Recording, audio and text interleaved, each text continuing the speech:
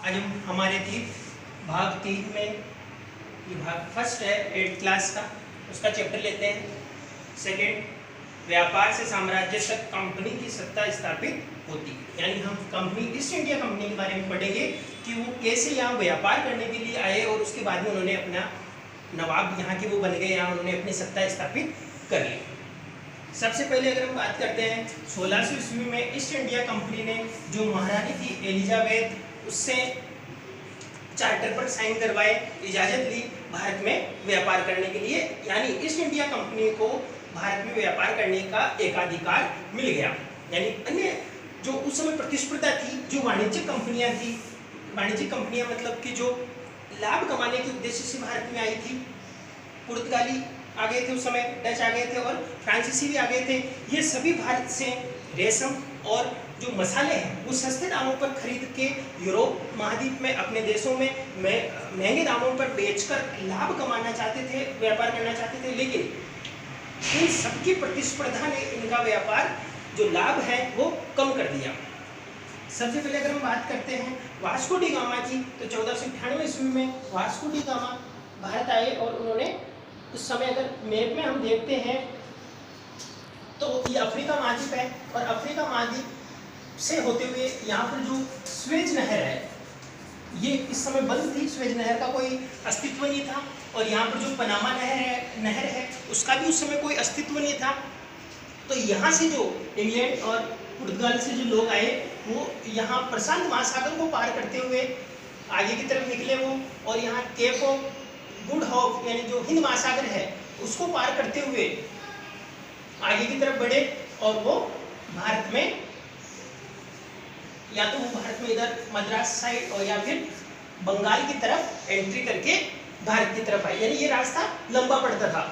हालांकि बाद में इन्होंने यहाँ पर भूमध्य सागर और स्वेज नहर से सीधा पनामा नहर होते हुए अमेरिका की तरफ रास्ता बना लिया था, जो एक शॉर्टकट है जो अभी भी जारी है। तो यहाँ से वास्को डी गामा आए 1498 ईस्वी में भारत पहुँचे, और अन्य जो पुर्तगाली और जो बाद में जो ब्रिटिश जो लोग आए वो भी यहीं से आए थे शुरुआत में।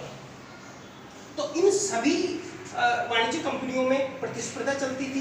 प्रतिस्पर्धा के चलते ये क्या करते थे, जैसे पुर्तगाली नाविक है तो ये जहाज डुबो देते थे दूसरे डच और फ्रांसीसी और अंग्रेजों के।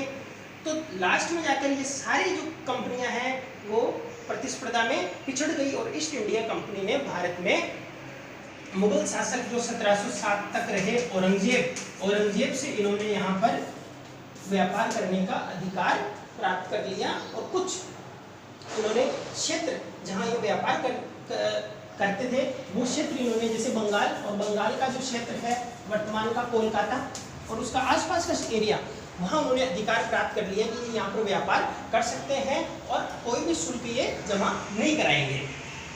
तो इस तरह से ये जो शुल्क मुक्त व्यापार है, इसकी वजह से बंगाल के जो नवाब थे, शासक थे, उनको बहुत सारा घाटा लगा। और जब घाटा लगा तो इन्होंने इस चीज़ का विरोध शुरू कर दिया। तो विरोध में जो बंगाल के नवाब थे उस समय, मुर्शिद कुली खान, इन्होंने विरोध किया। उसके बाद अली वर्दी खान ने विरोध किया।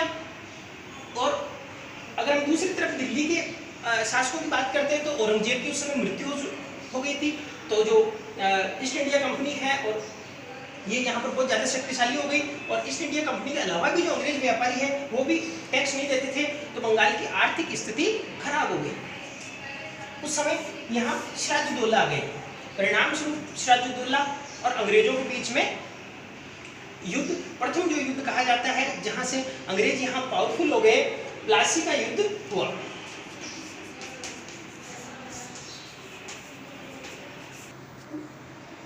प्लासी का युद्ध 1757, कहा जाता है कि 100 साल बाद में हमने अंग्रेजों का विरोध किया 1857 में और हमने क्रांति की। लेकिन एनसीईआरटी की जो बुक आई है उसमें 1756 लिखा हुआ है।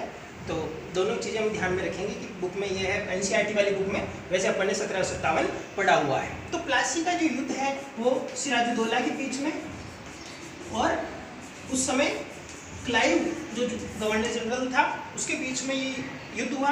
और युद्ध में जो क्लाइव है वो जीत गया और सिराजुद्दौला पराजित हुआ। सिराजुद्दौला के पराजित होने के और भी कारण थे, क्योंकि सिराजुद्दौला की जो सेनापति है वो उस समय मीर जाफर था। और मीर जाफर ने धोखा किया सिराजुद्दौला के साथ। मीर जाफर क्लाइव के साथ जाकर मिल गया। क्लाइव ने उसको कहा कि तुमको हम राजा बना देंगे। परिणाम स्वरूप सिराजुद्दौला को मार दिया गया और मीर जाफर को बंगाल का राजा बना दिया। अंग्रेज चाहते थे कि बंगाल का जो राजा है वो कठपुतली शासक बने। कठपुतली शासक, कठपुतली शासक से मतलब है कि जो अंग्रेजों के इशारे पर काम करता रहे, अपने विवेक से काम नहीं करे। मीर जाफर और बदले में क्लाइव को काफी सारा धन भी प्राप्त हुआ मीर जाफर से। तो अब वो जो धन क्लाइव को प्राप्त हुआ तो बंगाल की स्थिति पहले से खराब थी, और ज़्यादा खराब हो गई। मीर जाफर ने अंत में धन देने से मना कर दिया तो क्लाइव ने इसको गद्दी से हटा दिया और मीर कासिम को बंगाल का नवाब बना दिया। परिणाम स्वरूप क्लाइव ने कहा कि आप भी हमें पैसा और डबल जो पैसा है वो देंगे। मीर कासिम ने उस समय तो हाँ बढ़ लिए, लेकिन वो पैसा देता कहाँ से, क्योंकि बंगाल की स्थिति खराब हो गई। परिणाम स्वरूप 1764 ईस्वी में 22 अक्टूबर 1764 ईस्वी में बक्सर की लड़ाई हुई। बक्सर के युद्ध में कासिम पराजित हुआ और एक बार फिर से मीर जाफर को बंगाल का नवाब बना दिया गया और इस बार इसको 5 लाख रुपए वार्षिक रुपए देने की बात हुई। इस तरह बंगाल की जो स्थिति है धीरे धीरे खराब होती गई। इन्होंने टैक्स देने से मना कर दिया क्योंकि दिल्ली के जो नवाब थे औरंगजेब, उसने इसको ये अधिकार दे दिया था और परिणाम स्वरूप बंगाल से ही जो ईस्ट इंडिया कंपनी है वो पहले यहाँ व्यापार करने आई थी, लेकिन धीरे धीरे जब इन्होंने सोचा, क्लाइव ने सोचा कि हम यहाँ कठपुतली शासक जो बना रहे हैं वो कुछ जरूरी नहीं है कि हर समय ही इनकी बात माने, तो इन्होंने कासिम को पराजित करने के बाद बक्सर के युद्ध के बाद में जाफर और जाफर के बाद में ये बंगाल के खुद नवाब बन गए। यानी जो अंग्रेज थे वो अब बंगाल के नवाब खुद बन गए और इन्होंने इस चीज की अनुमति दिल्ली के जो मुगल शासक हैं उनसे बाकायदा ले ली थी। तो इस तरह से जो हमारा चैप्टर है कि भाई कंपनी का जो शासन है वो व्यापार से सत्ता तक कैसे पहुंचा, तो सत्ता तक पहुंचने में बंगाल और बंगाल की पूरी कहानी ध्यान रखनी है।